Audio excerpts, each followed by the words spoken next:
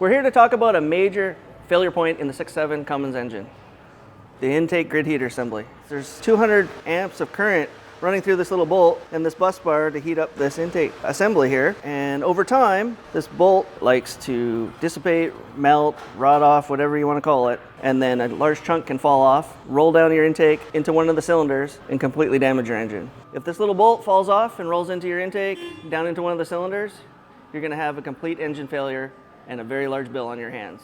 So now I can show you a direct side-by-side comparison to the OE bus bar assembly for the grid heater as well as our BD diesel solution.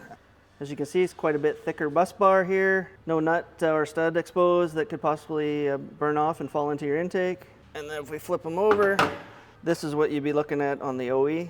And we just run a bolt through the top. It's also thicker than the OE, so it can handle more current load and should never melt off. And even if it did, it can't fall into your motor. This is a $200 solution to prevent a $10,000, $15,000, $20,000 engine job.